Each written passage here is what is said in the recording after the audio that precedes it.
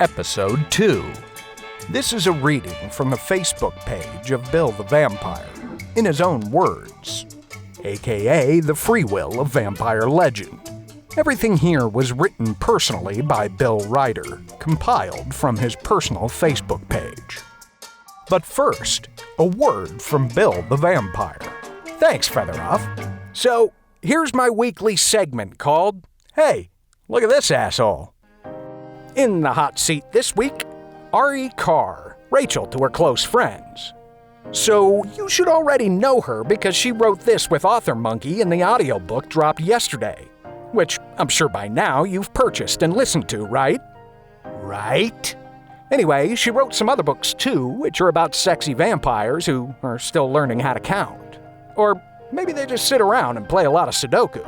I'm not sure. But, by the way, where the fuck is 5?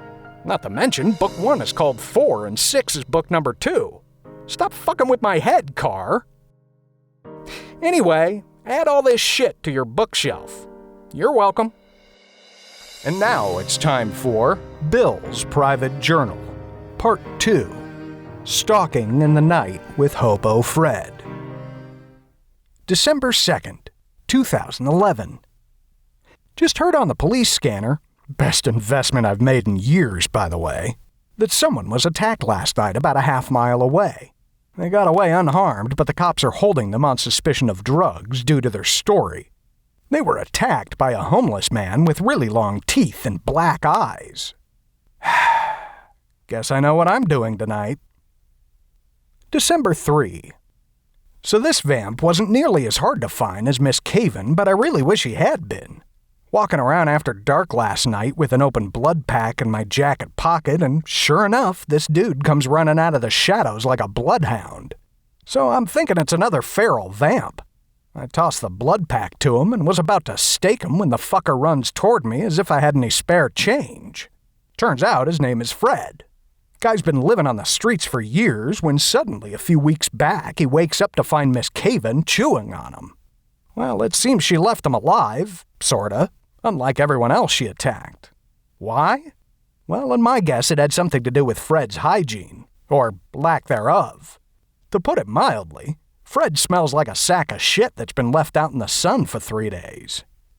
Needless to say, a day or so later, Fred woke up with no heartbeat and a pressing desire to eat people he normally panhandled from. So long story short, I gave Hobo Fred a couple of bucks and then brought him back a few liters of blood I had in my fridge. Mostly to keep him from attacking the locals until I can figure out what to do with them. Have a call-in with the HQ up in Boston. I'm waiting to hear back from them. Hopefully they'll send someone down to collect this guy. Why do I have the sinking feeling I'm about to get royally screwed? December 7. Great. Just as expected, Boston has decided the best course of action is to fuck me over.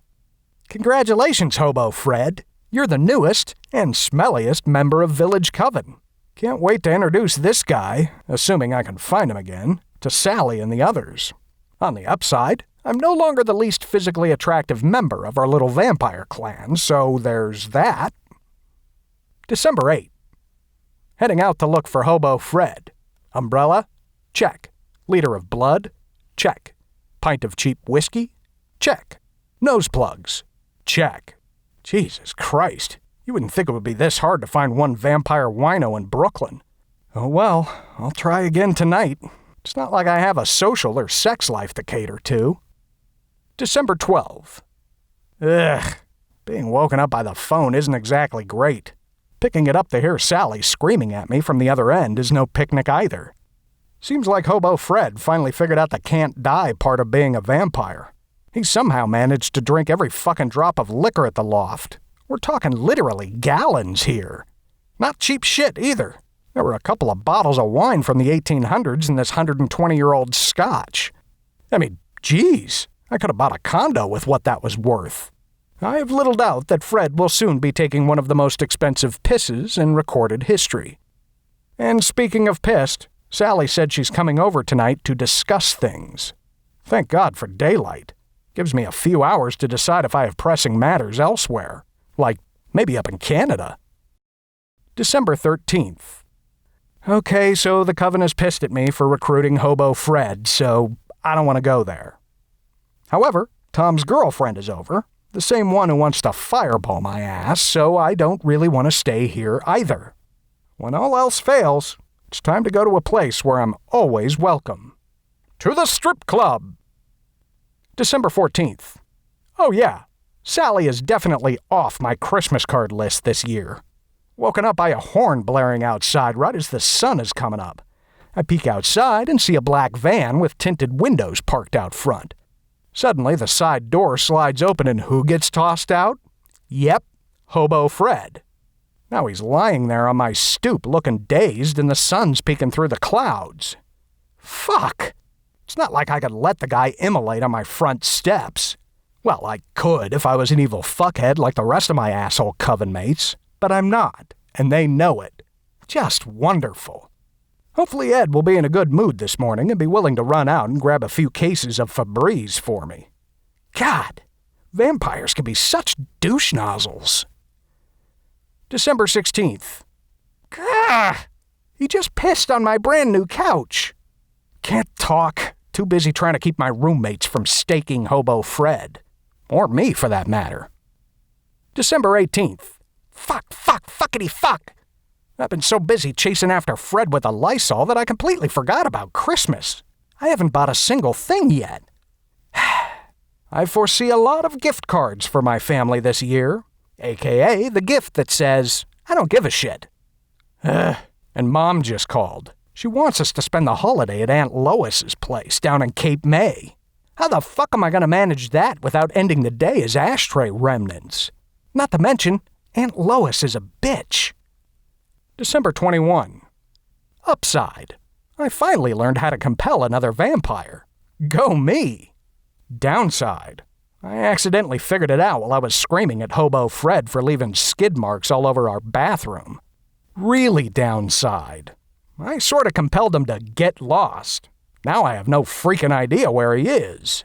It never ends. Some days sunlight looks better and better. December 24th. I'm off to Aunt Lois's. If you don't hear from me for a few days, it means I'm either celebrating the holiday or being vacuumed up by a dustbuster.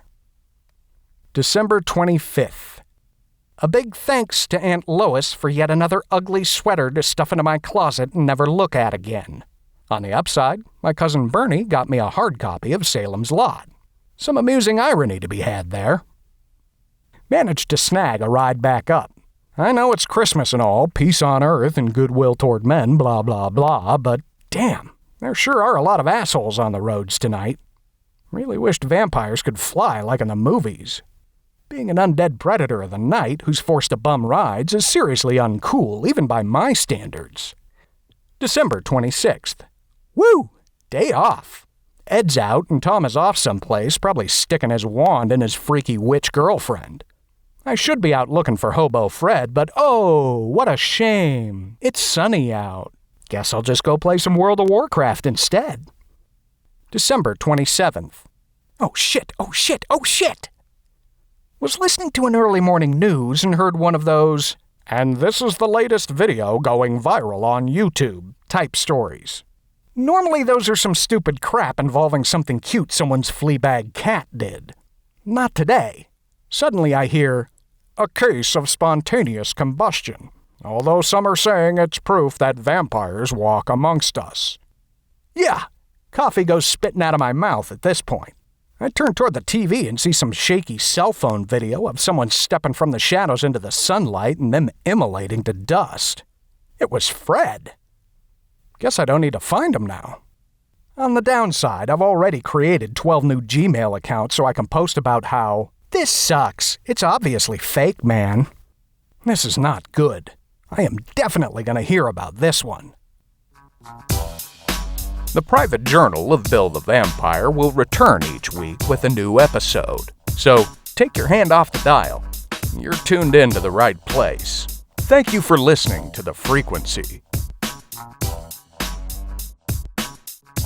Get your freak on.